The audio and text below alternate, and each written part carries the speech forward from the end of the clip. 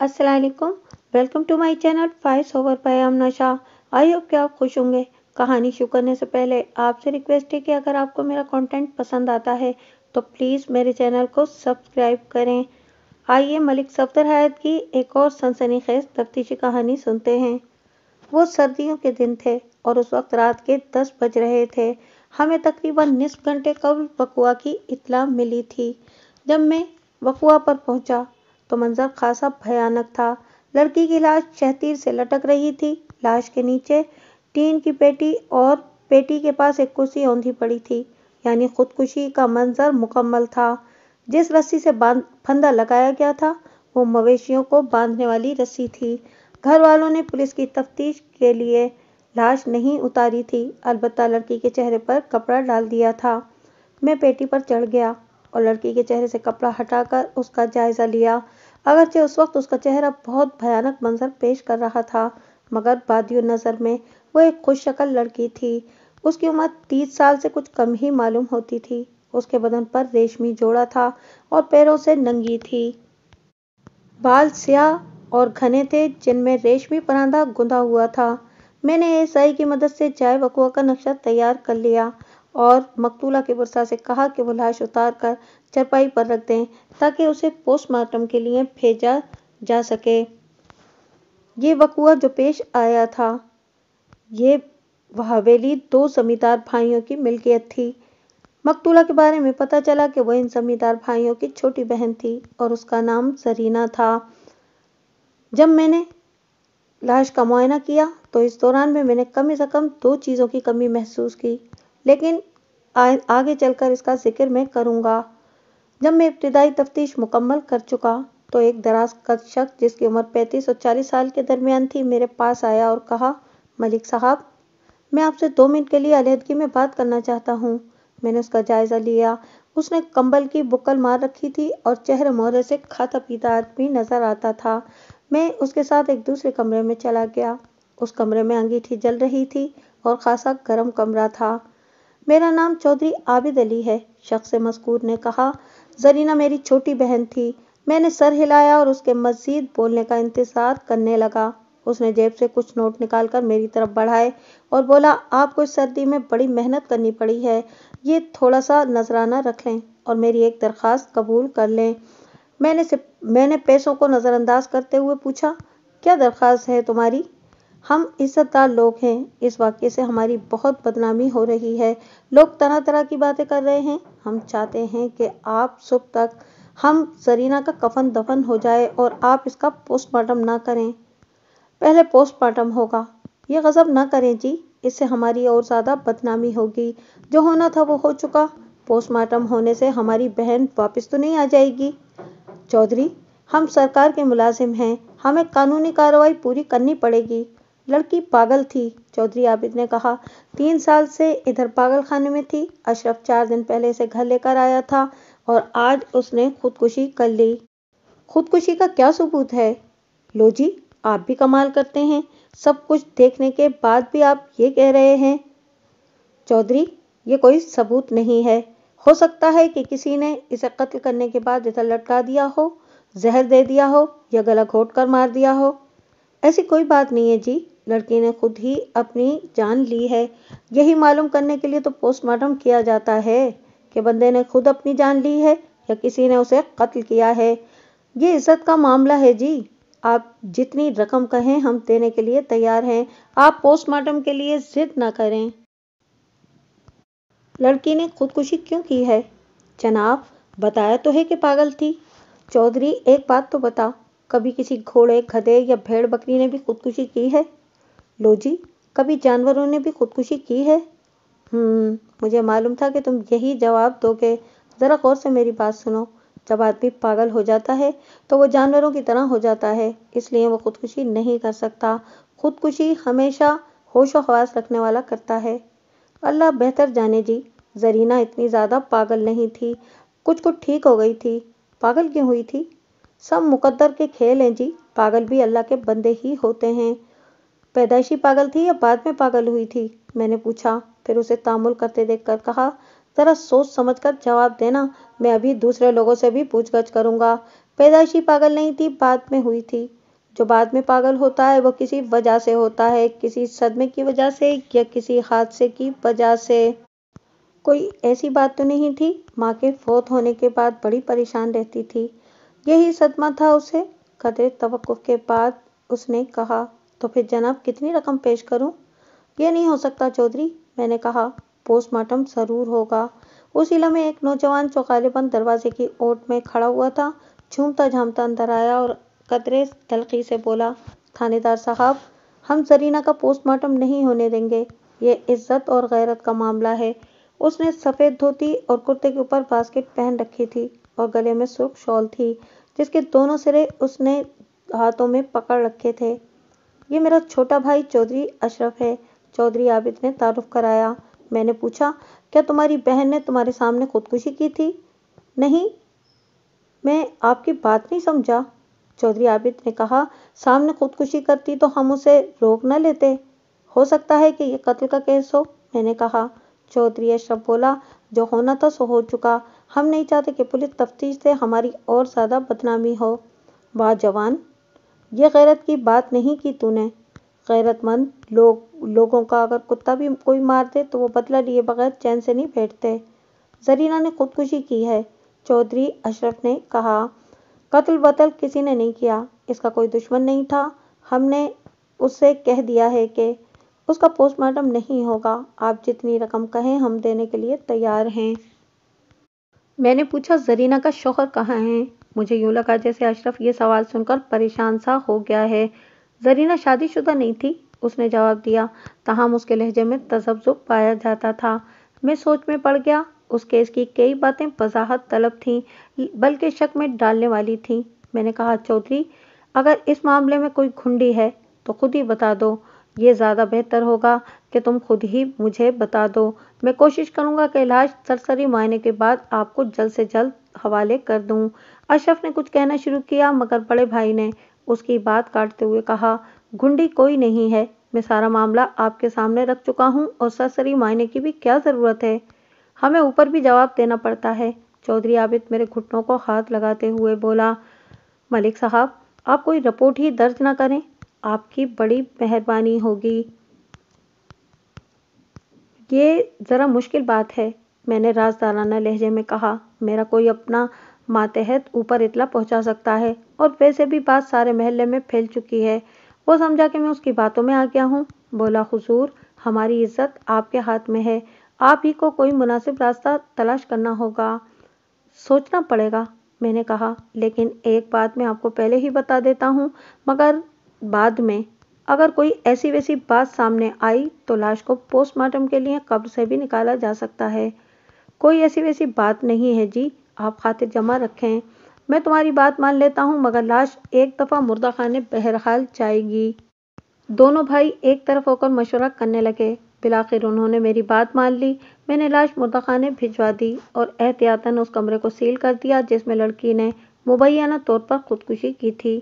جب ہم واپس جانے کے لیے باہر نکلے تو ASI نے کہا، محلے والوں کا خیال ہے کہ لڑکی نے خودکشی نہیں کی، یعنی اسے قتل کیا گیا ہے۔ میں نے پوچھا، قتل کا نام تو کسی نے نہیں لیا، پر سب یہی کہتے ہیں کہ زرینہ خودکشی کرنے والی لڑکی نہیں تھی۔ میں نے اس سے تفصیل پوچھی تو اس نے چودھری عابد کے چند پڑوسیوں کے نام لیے۔ جس وقت میں اندر تفتیش کر رہا تھا تو اس وقت وہ باہر گلی میں پڑوسیوں سے گپ شپ کر رہا تھا۔ چونکہ الزام خاصا سنگین تھا، اس لیے میں نے ایک آدھ پڑوسی سے بات کر لینا مناسب سمجھا۔ اس پڑوسی کا نام رانا ایوب تھا، وہ ادھیڑ عمر کا ایک طویل جثہ شخص تھا۔ اس نے خشخشی سی داڑھی رکھی ہوئی تھی اور باتوں سے خوش اخلاق معلوم ہوتا تھا، تاہم میں نے اندازہ لگایا کہ اس کے دل میں چودھری برادران کے لیے خاصی رنجش تھی۔ میرے سوالات کے جواب دیتے ہوئے اس نے کہا کہ دونوں بھائیوں نے تقریباً 3 سال قبل زرینہ کو مینٹل ہاسپٹل میں داخل کرا دیا تھا اور محلے میں مشہور کرا دیا تھا کہ لڑکی پاگل ہو گئی ہے۔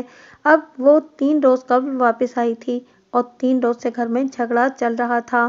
میں نے پوچھا، اگر لڑکی پاگل نہیں تھی تو بھائیوں نے اسے پاگل خانے میں کیوں داخل کرایا؟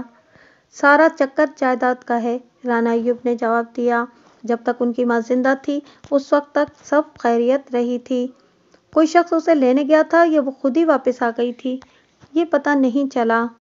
بھائیوں میں سے تو کوئی نہیں گیا تھا، कोई मामा चाचा गया हो तो कह नहीं सकते।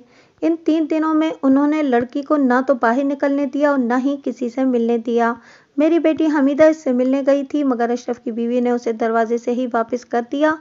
कहने लगी कि जरीना की तबीयत ठीक नहीं है। उधर पिछली तरफ खोखर साहब रहते हैं, उनकी बीवी भी जरीना से मिलने गई थी। घर वालों ने उसको भी नहीं मिलने दिया। मैंने पूछा, आपको ये कैसे पता चला कि जरीना के वापस आने के बाद से घर में झगड़ा चल रहा था? हमारा घर से घर मिला हुआ है जी। उधर कोई जरा ऊंची आवाज में बात करे तो इधर आवाज पहुंच जाती है। झगड़ा किस बात पर हुआ था? झगड़ने की आवाजें जरूर सुनाई देती थीं, पर हमने उधर कभी कान नहीं लगाए। मेरी घरवाली बता रही थी कि झगड़ों का ताल्लुक जायदाद का ही है।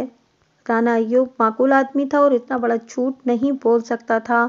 या तो जरीना ने इन झगड़ों से तंग आकर खुदकुशी कर ली थी और या फिर उसे कत्ल किया गया था।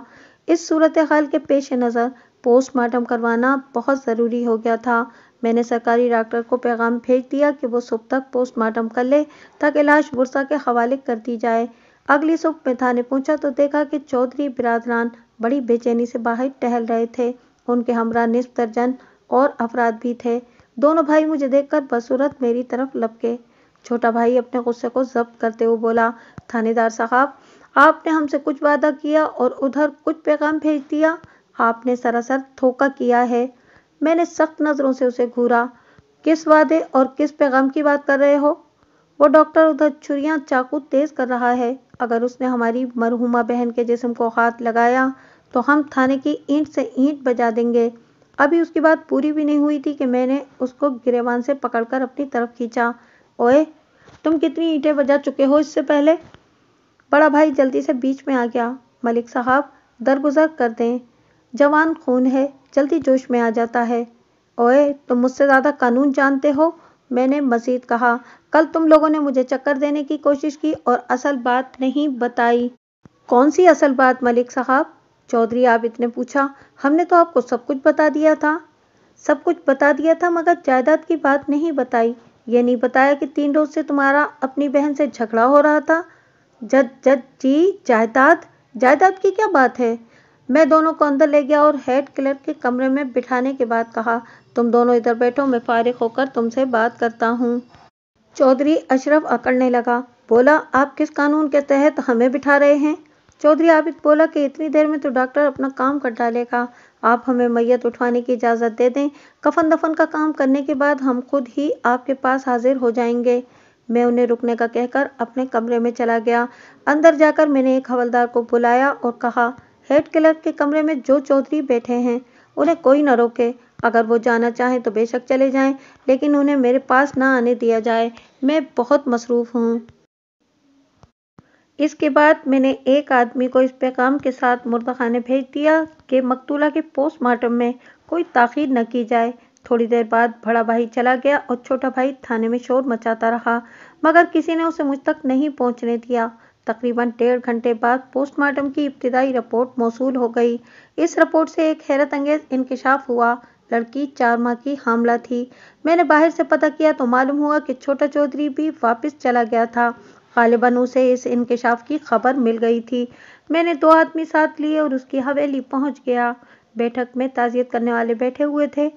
चौधरी आबिद ने मुझे देखा तो जल्दी से उठकर मेरे पास आया और मुझे एक अलग कमरे में ले गया।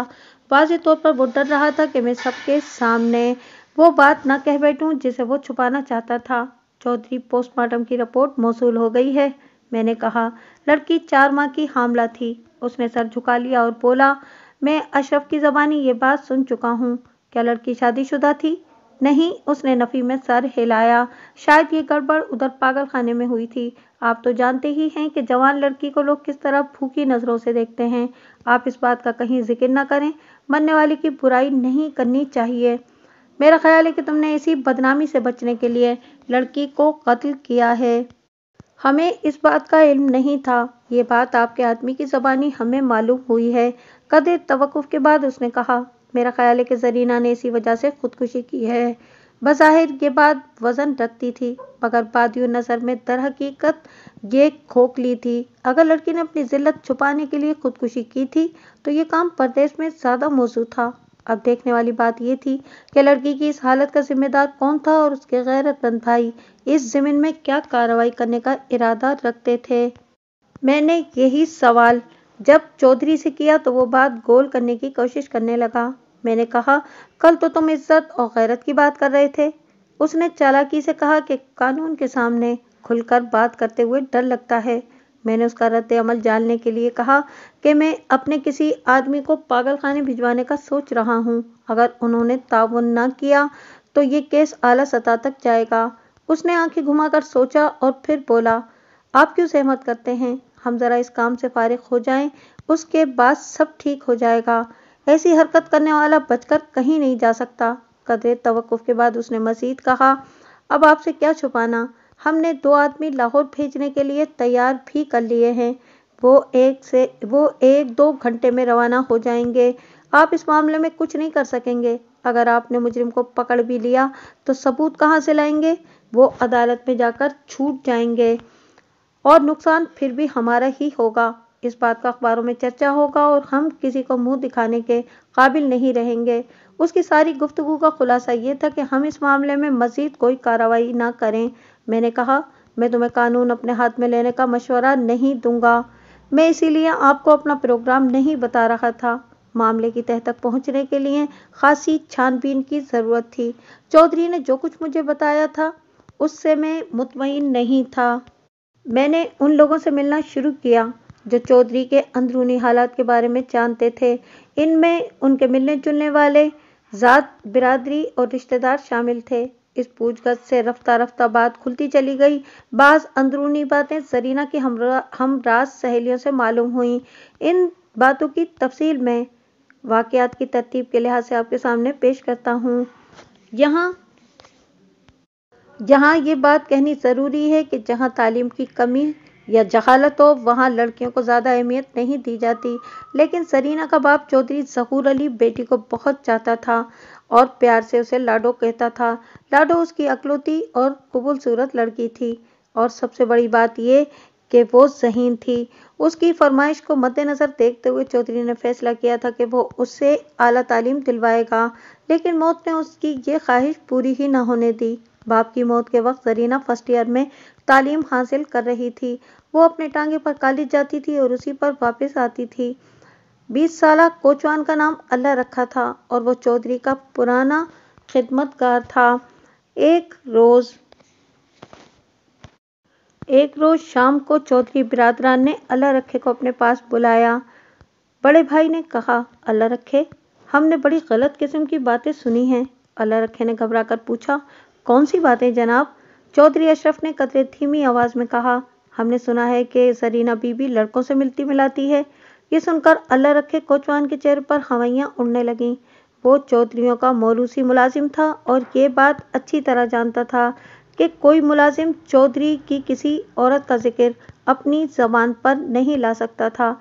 लेकिन आज चौधरी बजाते खुद अपनी छोटी बहन का जिक्र उसके सामने कर रहे थे और ये जिक्र भी अच्छा नहीं था।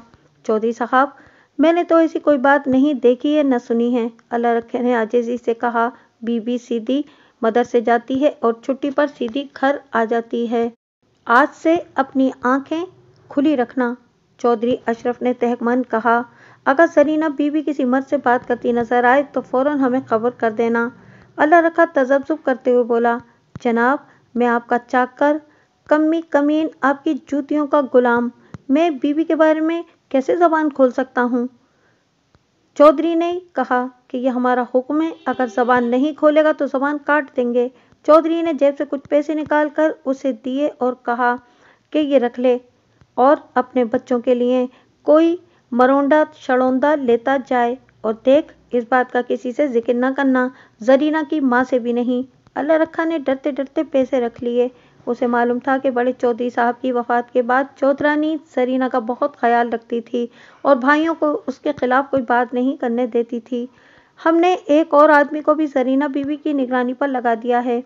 चौधरी ने मजीद कहा, अगर तुमने कोई बात छुपाई तो तुम्हारी खैर नहीं होगी। गालिबन ये एक नफ्सियाती हरबा था और मकसद उसका ये था कि अल्लाह रखा डर की वजह से कोई बात न छुपाए। जरीना जिस कॉलेज में पढ़ती थी वो गर्ल्स कॉलेज था। तमाम दफ्तर के स्टाफ और तदरीसी अमले में कुछ मर्द भी थे। कबल अज़ीं अल्लाह रखा ज़रीना को कॉलेज के सामने उतारकर फौरन वापस चला जाता था, लेकिन चौधरी की हिदायत के बाद वो ज़रीना को उतारने के बाद घड़ी 2 घड़ी के लिए रुक जाता था और उस वक्त तक वहां ठहरा रहता जब तक ज़रीना गेट में दाखिल होकर नज़रों से ओझल न हो जाती। चंद रोज के बाद उसने देखा कि एक खुशशक्ल नौजवान जो पहले से गेट के पास खड़ा था ज़रीना की तरफ बढ़ा और कुछ बात करने के बाद एक कागज उसके हाथ में थमाया। सीधा साधा अल्लाह रखा ये देखकर चौंका। उसने दिल में सोचा कि चौधरियों का शक बेजा नहीं था। वापस पहुंचकर उसने डरते डरते चौधरी को ये बात बता दी।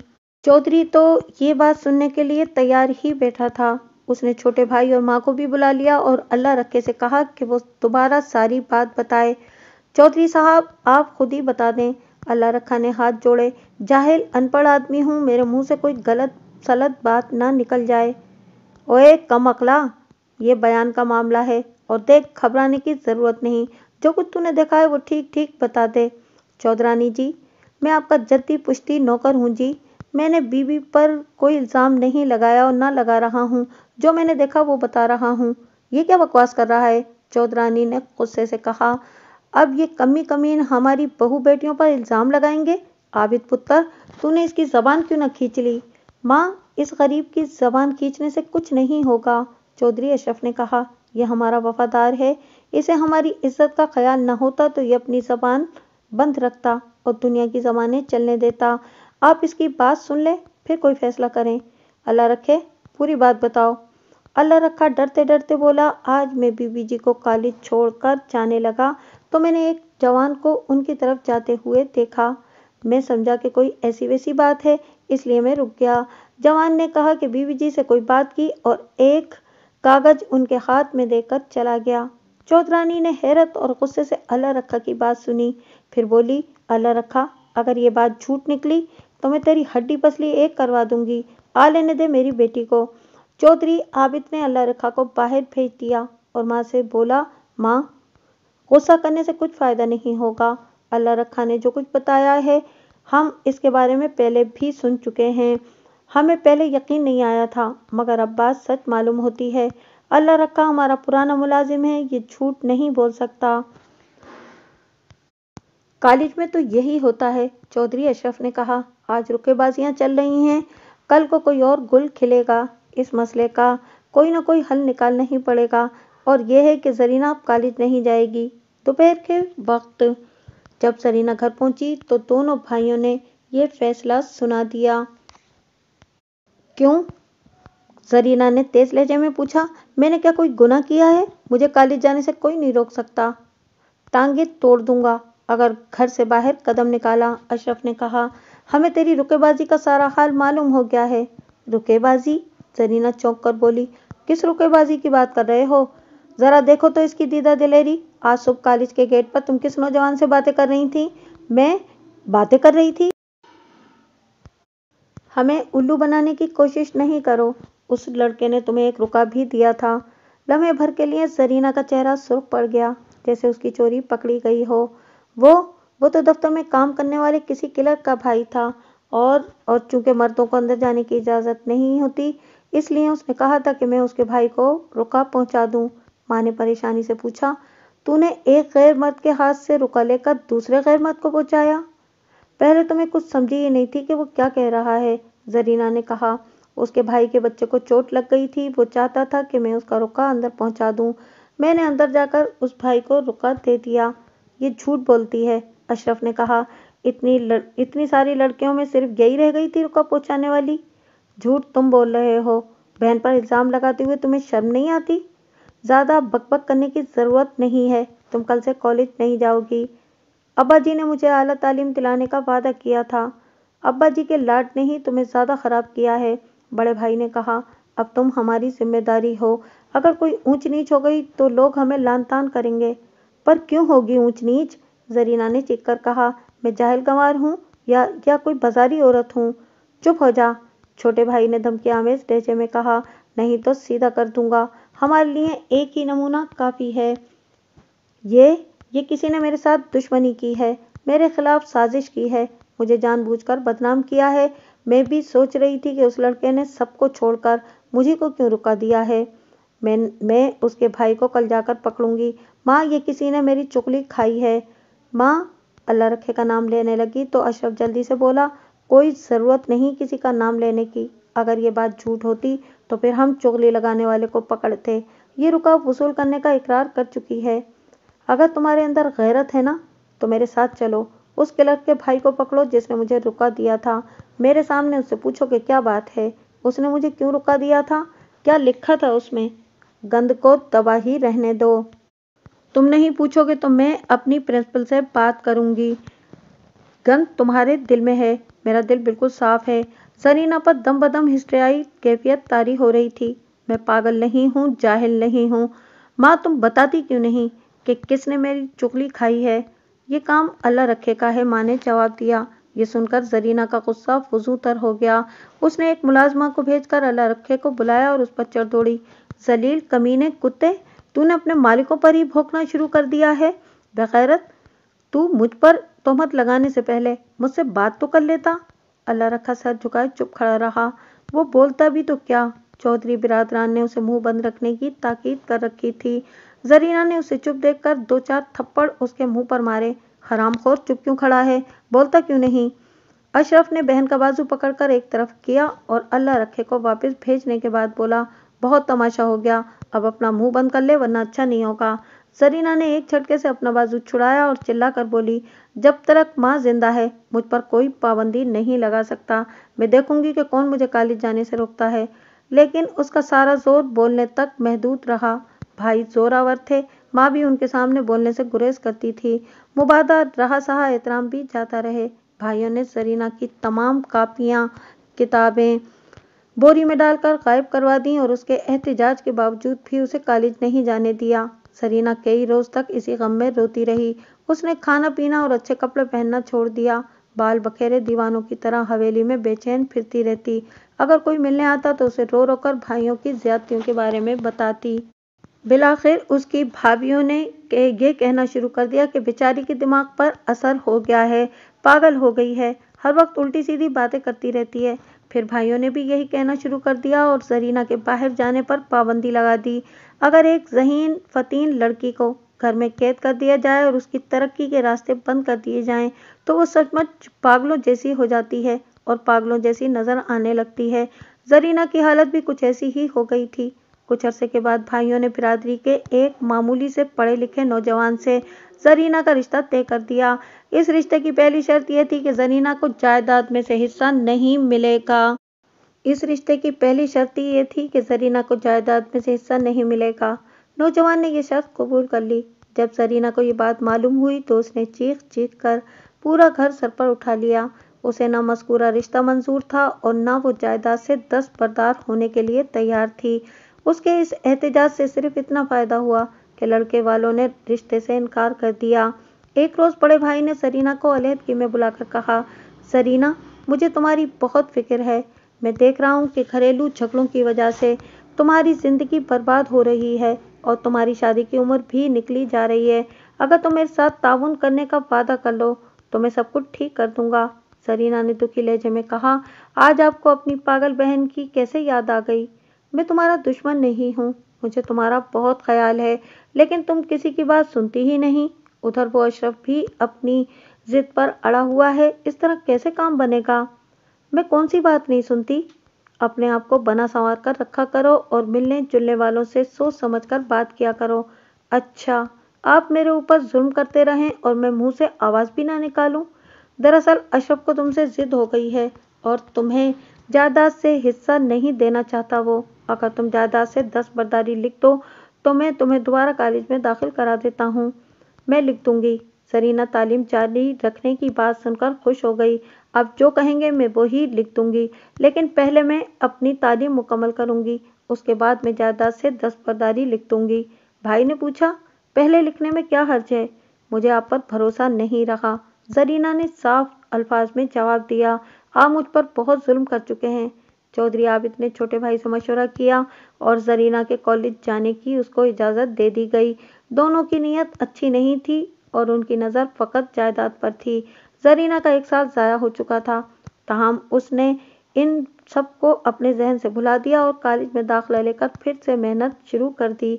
बाहर की फिजा में कदम रखने के बाद उसने गैर शऊरी तौर पर किसी सहारे की तलाश शुरू कर दी। उसकी यह ख्वाहिश बिल्कुल नेचुरल थी, क्योंकि उसके भाई जिन्हें कुदरत ने उसका सहारा बनाया था वही उसके दुश्मन बन चुके थे।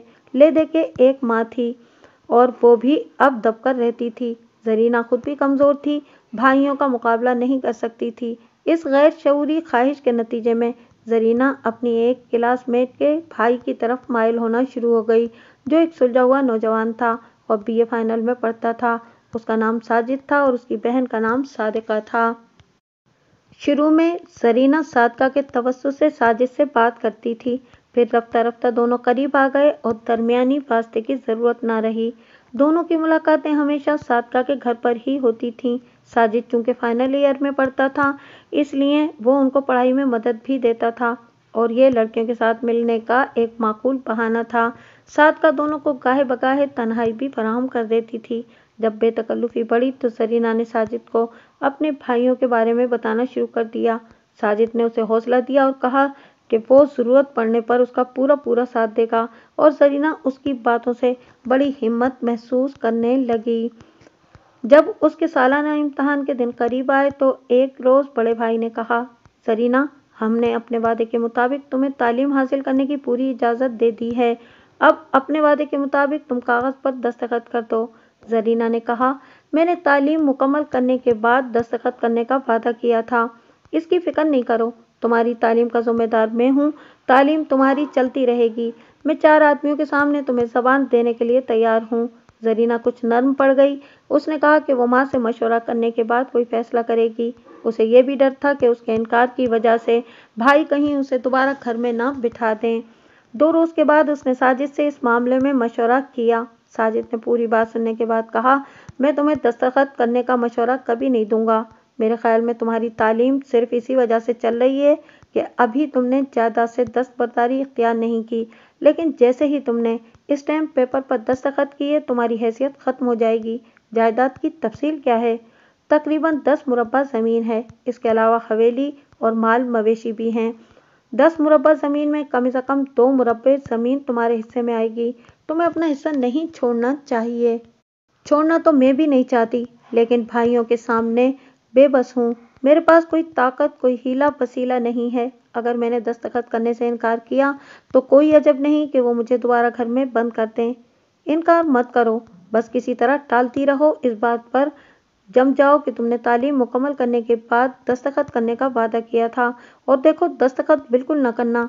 मैं तुम्हारे भाइयों की फितरत को बहुत अच्छी तरह समझता हूँ। उधर तुमने स्टैम्प पेपर पर दस्तखत किए, इधर इन्होंने तुम्हें कॉलेज से उठाने का कोई न कोई बहाना सोचा। जिस वक्त दोनों कमरे में बातें कर रहे थे, उसी वक्त वहाँ एक औरत घर में दाखिल हुई। बूढ़ी औरत ताजा घर घर फिरने वाली एक चुगलखोर औरत थी। लोग उसकी शख्सियत को जानते थे, इसके बावजूद उसे खुशामदीद कहते थे, क्योंकि वो बातें बड़ी चटखारेदार करती थी। उसे ये बात बखूबी मालूम थी कि कौन किसको नापसंद करता है और किसको पसंद करता है। वो शातिर औरत जिस घर में जाती, उस घर वालों के दोस्तों की बुराइयां और दुश्मनों की चुगलियां करने बैठ जाती। यही वजह थी कि लोग उसकी बातें मज़े ले लेकर सुनते थे और बाज़ तो उसका इंतज़ार करते थे।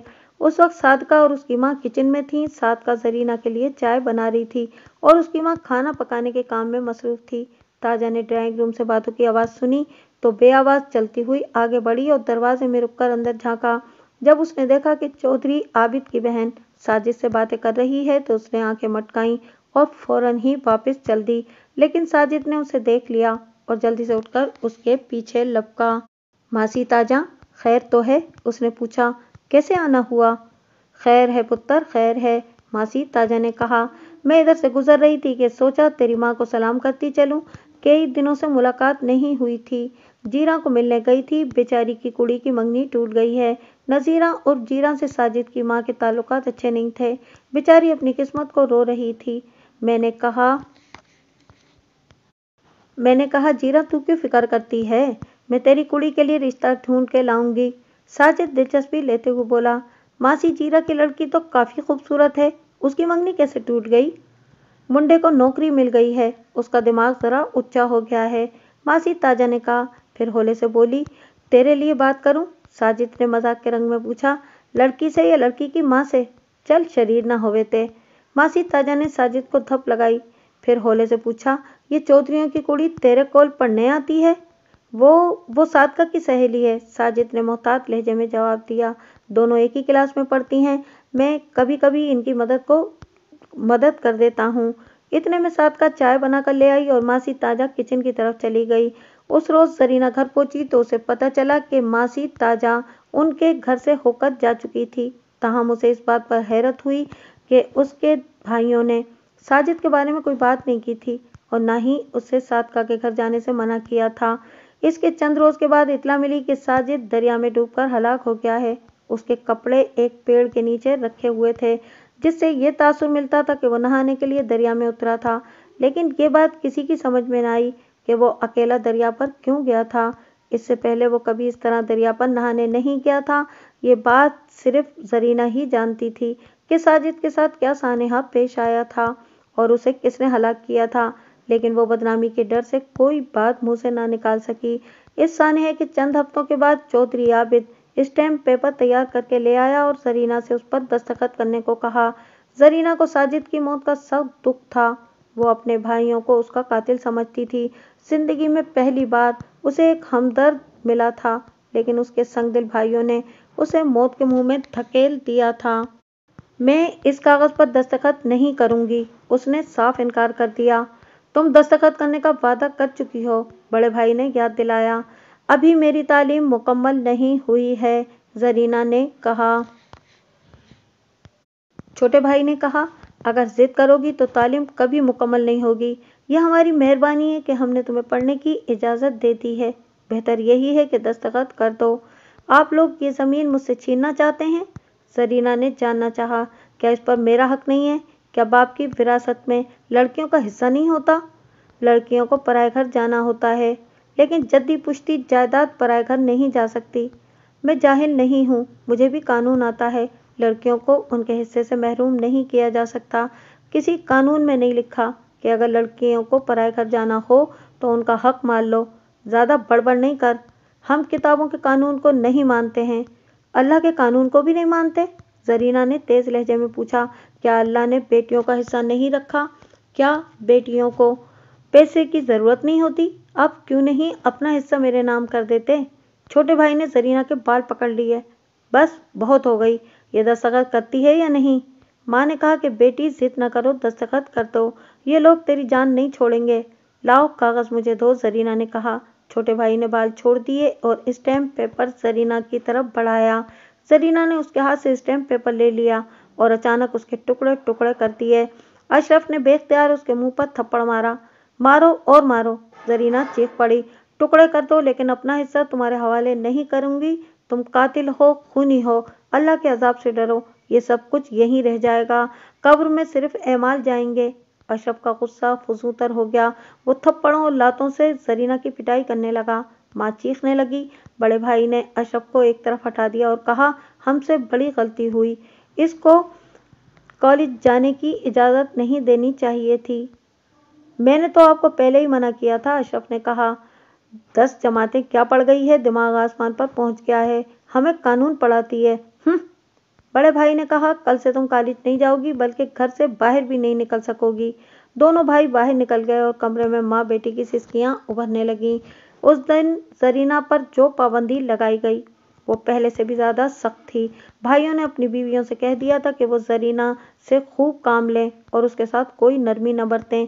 अब एहतजाज करना बेकार था, क्योंकि भाई पूरी तरह दुश्मनी पर उतर आए थे। कुछ अरसे के बाद भाइयों ने जरीना को साजिद के ताने देना शुरू कर दिए। उस पर बेराह रबी के इल्जामात आयद करने लगीं। इनके तानों के मुताबिक जरीना बड़ी आवारा लड़की थी। लड़कों से यारियां लगाने के लिए कॉलेज जाती थी, उसकी वजह से खानदान की नाक कट गई थी। जरीना अगर इन बातों का जवाब देती तो भाइयों के गजब का निशाना बनती। जरीना की माँ इन बातों की वजह से सख्त परेशान थी।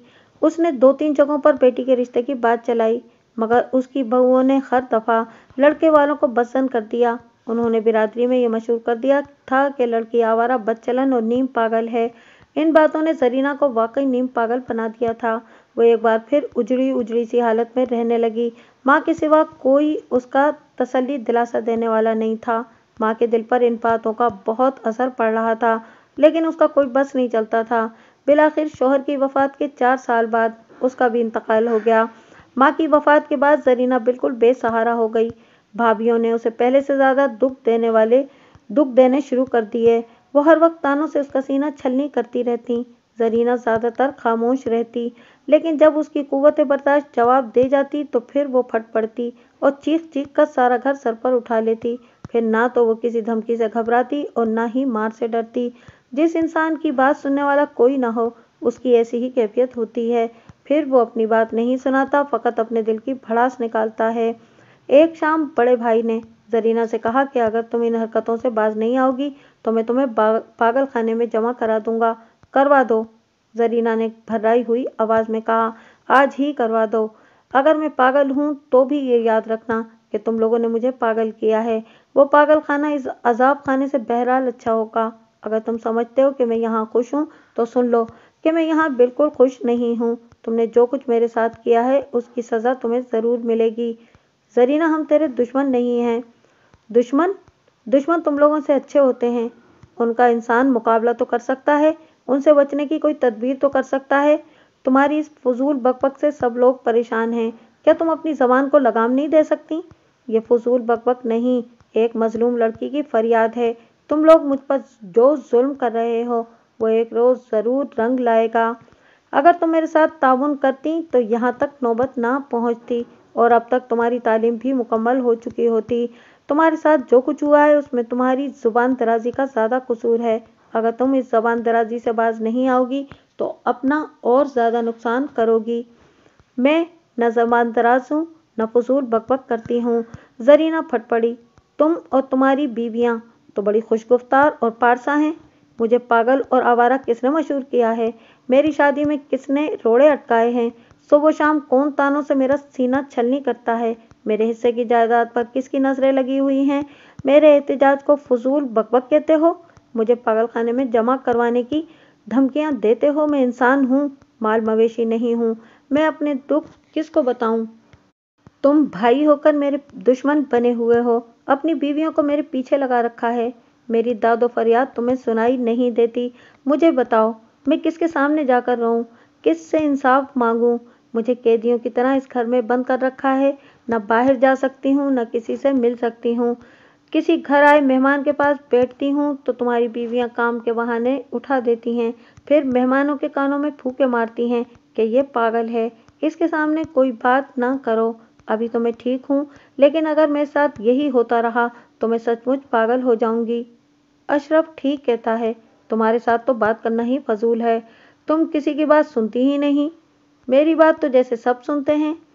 हमारा अब इसके साथ गुजारा नहीं हो सकता। आबिद की बीवी ने विलायत बेगम ने कहा, ये इस घर में रहेगी या मैं रहूंगी? नहीं गुजारा होता तो चली जाओ यहाँ से। जरीना ने कहा, अपने बाप से कहो कि तुम्हें बगला बना दे। ये मेरे बाप का घर है, यहाँ से मुझे कोई नहीं निकाल सकता। देखा देखा कैसी जबान चलती है इस चुड़ैल की। इसी वजह से कोई इसका रिश्ता कबूल नहीं करता। अच्छी होती तो अब तक इसका घर न बस चुका होता। जहाँ भाइयों की नजरें जायदाद पर लगी हों वहाँ बहनों की शादियां नहीं हुआ करती।